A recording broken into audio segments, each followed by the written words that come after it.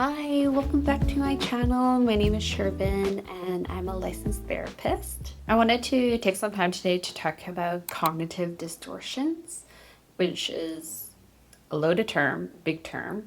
And if I were to really break it down, it's basically unhelpful thought patterns. You'll notice that I don't say negative thought patterns, which usually when it's unhelpful, it can be negative. Because with the idea of negative, it's either negative or positive. It's very black and white type of thinking, which is actually a type of cognitive distortion or unhelpful thought pattern, where we're telling ourselves things are either going to be successful or failure. Very all or nothing, black or white, one or the other.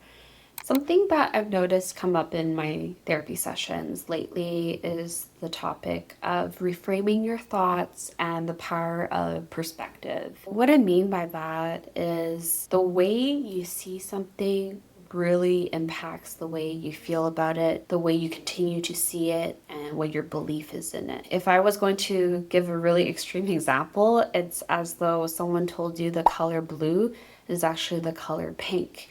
And if you grow up your entire life thinking the color blue is the color pink, it's going to be hard for you to change how you see it. And that's why perspective is everything. I'm not talking about trying to see everything in a positive way or trying to change the way you think just to match someone else's way of thinking. It's more about if you notice yourself continuing to only see things in one way and that one way isn't serving you, it might be an opportunity to think about what exactly is going on here? How did it lead up to this? What were some values or world beliefs or cultural values that have impacted the way you see and think about a situation now? When you understand some of the why and the how, that's when you can focus on shifting your perspective into seeing it in a different way. For example, something that we can relate to is of having a really big pile of clothes in the corner of your room or on this one chair that's not for sitting but for your clothes, and that pile has been growing and growing. Every time you look at this pile of clothing, you get so stressed about it. You're just wondering, oh my gosh, when am I going to get to this? This is getting worse and worse. You know what? I'm just going to pick the clean clothes that I need from there and not bother with it. There's no point in folding it. It's just going to get worse. It's not going to get any better. Clothes are going to keep piling. Every time you see this pile of clothes, you're just going to keep thinking that it's going to get worse and nothing is going to change. But a shift in your perspective could be, okay, I have this pile of clothes and it's not the end of the world if I don't get to it today. I do want to eventually reduce this pile and have everything put away. You can consider maybe every hour you come in and you fold 10 things and you put it away.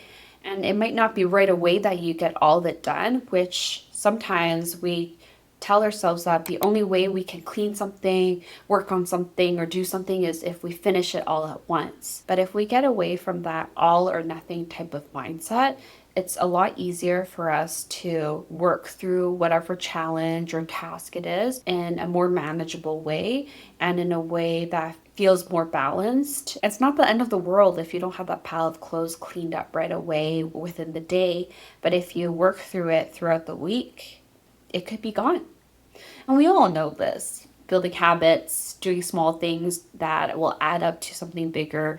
Just because you know it doesn't mean you put it into practice. What's stopping you? What are the barriers? Maybe you feel really overwhelmed or you feel guilty whenever you see that pile of clothes. So I like to talk about a term called behavioral activation, which is when you pair something that's not enjoyable with something that's more enjoyable to really help you find that balance in getting that thing done. For me, I am not the biggest fan of cardio. The only way you can ever get me on a treadmill doing cardio for a long period of time is if I have a show that I'm watching and suddenly it's been half an hour, then I want to watch another episode and then it's another hour that's gone by. And I have certain shows that I will only watch when I'm on the treadmill. So if I want to know what's going to happen, I need to go on the treadmill, do my exercise in order to watch that certain show. So that way, not only am I working on having control, I'm working on motivation, I'm working on discipline, I'm working on ways to get myself to the treadmill, because that show I can only watch on the treadmill. To go back to the example of the pile of clothes, that's the not so enjoyable task. You could consider pairing it with, let's say, I don't know, you watch an anime episode, which is usually about 20 minutes long. So you watch the anime episode for 20 minutes, you take a stretch break, you go fold some clothes for 10 minutes. You can even set a timer, or maybe you fold 10 pieces of clothing and then you can watch the next episode. That way you're incorporating breaks with something that's not so enjoyable with something enjoyable. I like to listen to a podcast, and some of the true crime episodes I listen to are anywhere between 40 minutes to an hour. And that's when I'll do my meal prepping. That's when I'll do my vacuuming or cleaning. So I'm following along, I'm listening to something while I do something that might not be as fun, or it might just take a lot more effort and time. That's what behavioral activation is. It's not about tricking your brain, but really about finding ways to shift your perspective and how you see and approach something by making it feel more balanced, more manageable, bite-sized pieces, and training your brain to see it in a different way, which can be really helpful. Think about something challenging that you've been wanting to do, but you're just like, oh man, I don't have time for those. I don't have any effort or motivation. I just don't want to do it. How can you make that one not so enjoyable task into a more bite-sized, smaller task, and then pair it with something that's more enjoyable? It's called behavioral activation, and that's one way you can help retrain your brain into doing something to move forward with your goal or a task or something you just don't want to do.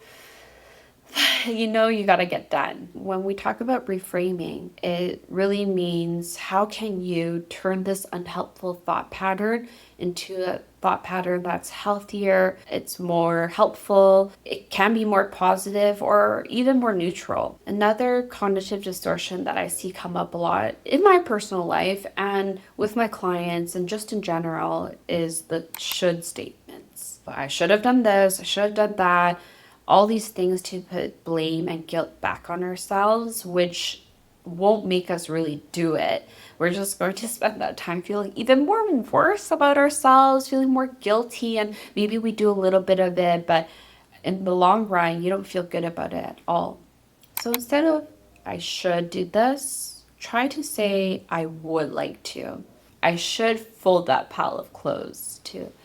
I would like to clear this corner of my room, and I'm going to start by folding some of these clothes. I'm going to fold 10 shirts today, and then tomorrow I'll work on the pants. And to tie it back from the example from earlier about how you see things, your perspective, and now putting that with cognitive distortions and reframing, it really just shows that instead of thinking, I'm so lazy for not doing any of this pile of clothes have gone out of control, I'm so stressed and overwhelmed, what's the point of doing all this, to I have been feeling stressed with this pile of clothes and I would like to start cleaning that side of my room. I'm going to try and fold the shirts today, then the pants tomorrow, and slowly work through it in between my Netflix shows that I'm watching so that I don't feel so stressed about having to do it for an hour. It might even sound like common sense, like, oh, that's so easy, we just have to plan it better or not feel bad about it. But when you continue to practice telling yourself these unhelpful and automatic thought patterns, you start believing in it. You start to tell yourself and convince yourself that you are lazy, you are worthless, you are incapable. Rather than putting these adjectives and attaching them onto yourself, you're moving away from that and switching and reframing to more actionable steps that are realistic, things you would like to do, things you would like to see done, and how that would look like. You're also validating and acknowledging your feelings. It is stressful, it is overwhelming, it is bothering you. It's these small tips and tricks, if we actively practice them, they are the ones that make a huge difference in how we feel about everything, about our relationships, about things we have to do, about our work.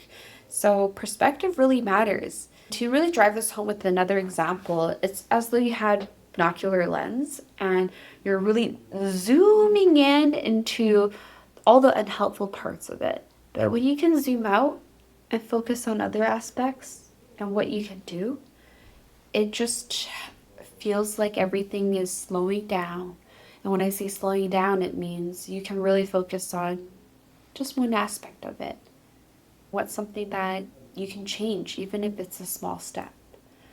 So my challenge for you this week is to consider, what is a cognitive distortion you're having? There are a lot out there, different types of cognitive distortion, but today we talked about the should statements and about those all or nothing statements about doing one way or the other. So take a step back, think about that middle ground, that gray area, and how you can shift and change your perspective into a thought pattern that's much healthier and helpful for you. And this could be behavioral activation, putting something that's not enjoyable with something that's enjoyable and see where it goes. I'll be back next time with some more tips and tricks, but let me know in the comments how this was like for you. See you later. Bye.